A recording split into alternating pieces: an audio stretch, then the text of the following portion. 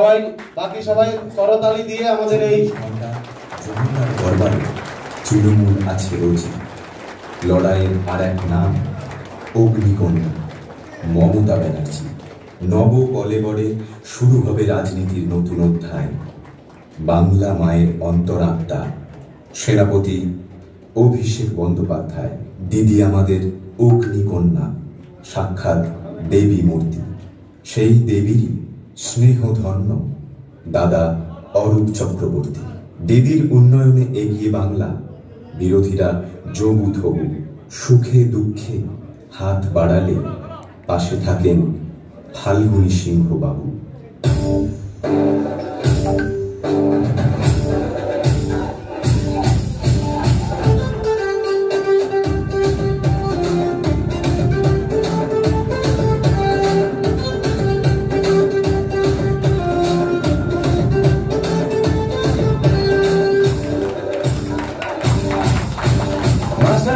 পাশে আছে মাথা তোলা টুপার সোনা, এবার সারা রাজ্যে সেরা হবে আমার বাঁকুড়া জেলা। বিক্রম পুরো দিচ্ছে বলে মাস্টার মশাইকে জেলে ভেবে এলে ভোর যাবে সব এবার শুধু তৃণমূলে। ন্যায্য মূল্যে ওষুধ খেয়ে সুস্থ থাকি ভাই, বাংলা জুড়ে শুধুই দিদি আর বিকল্প নাই। জগার দরবারে তৃণমূল, জগার দরবারে তৃণমূল, জগার দরবারে তৃণমূল। আসবে নিত্য নতুন চমক, পথশ্রী রাস্তার শীতে লক্ষ্মী সাগর ঝাঁচক চক।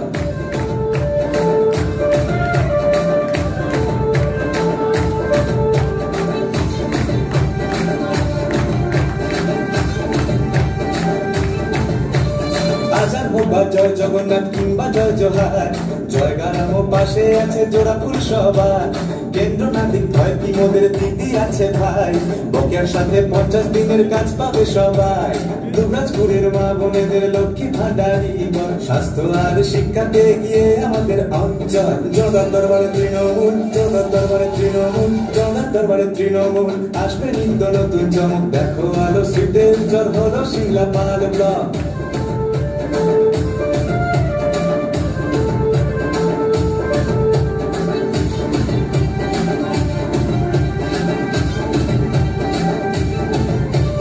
মিটে মিলে পেট পুড়ে খায় কচি কাঁচা পড়ুয়ারা, সবুজ সাথীর আওয়াজ ওঠে আনন্দে মাতোয়ারা।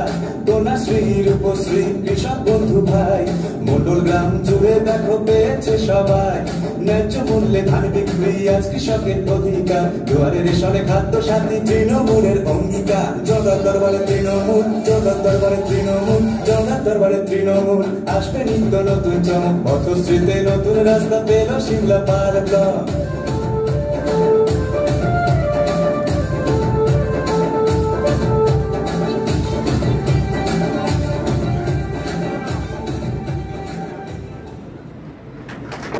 আমাদের কিন্তু এই কাজটা করতে হবে, কেউ ফাঁকি দেওয়ার চেষ্টা করবেন না।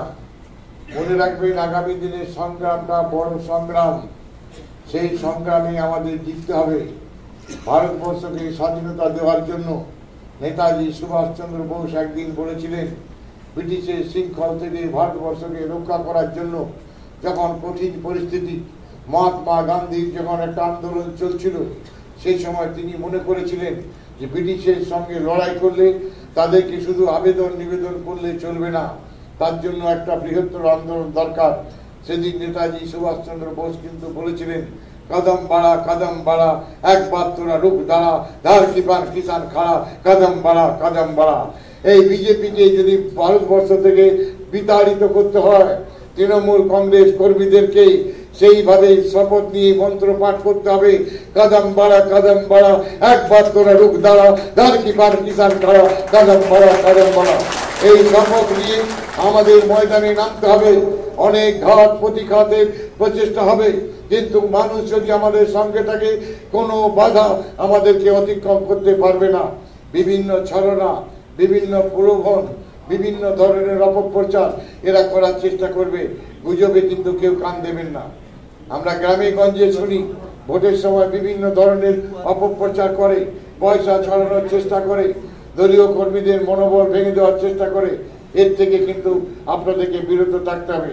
আর সমস্ত কর্মীদেরকে অনুরোধ করব, এই কয়েকটা দিন 14 দিন যে কর্মসূচি আমাদের পশ্চিমবঙ্গের মধ্যে প্রথম বাঁকুড়া জেলা একটা ব্লক নিয়েছে।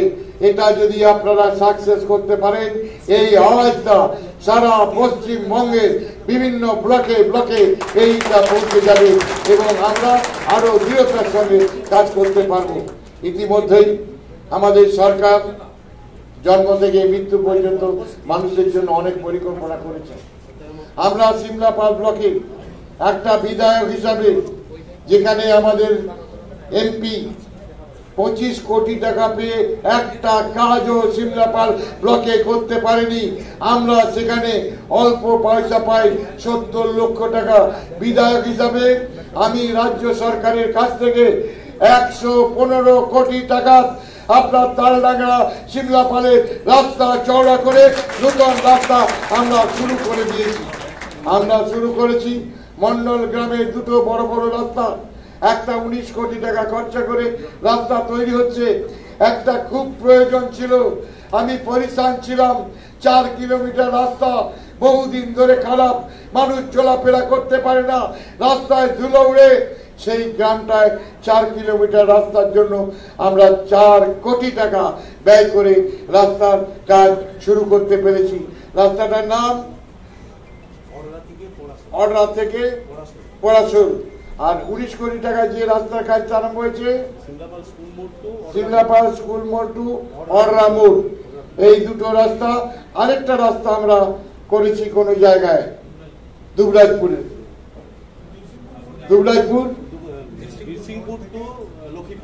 বিশিংপুর টু লক্ষ্মীপাল, ওটাও কত কোটি টাকার কাজ আছে?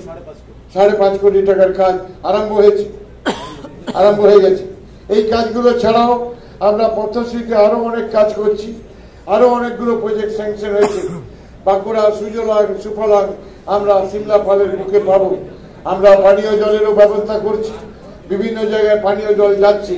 যে সমস্ত দাবি আদায়ের জন্য সংসদরা ছিলেন, এমএলএরা ছিলেন,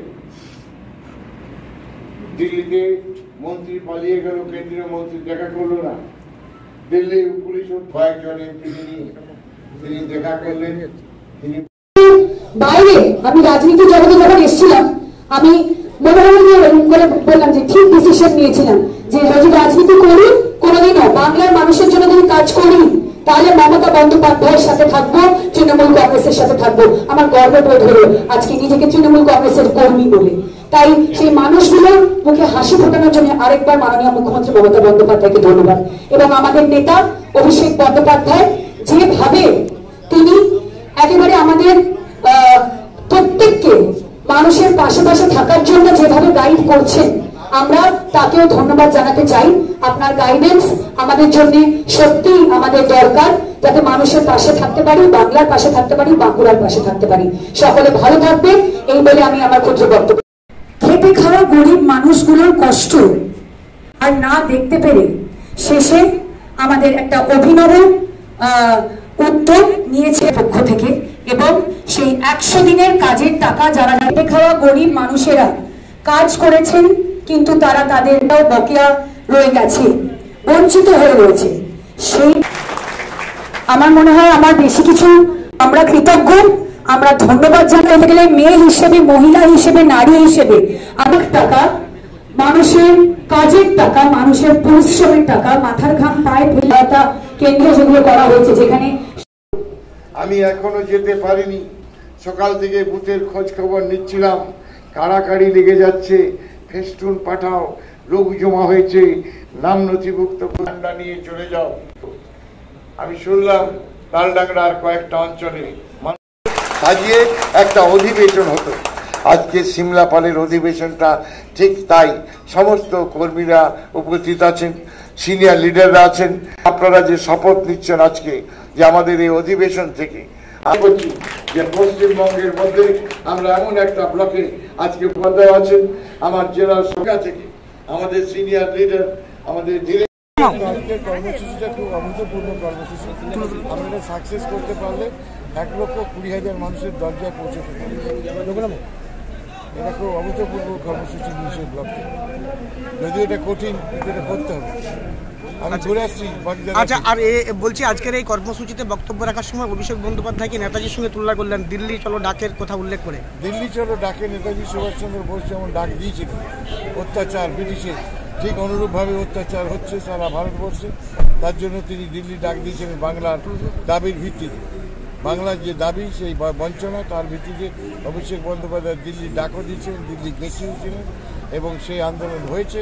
মুখ্যমন্ত্রী সেই আন্দোলন দিল্লির কাছে না পেয়ে নিজের সরকারের পক্ষ থেকে সেটা মিটিয়ে দিচ্ছেন 100 দিনের টাকা এবং বাড়ির টাকা। ঠিক।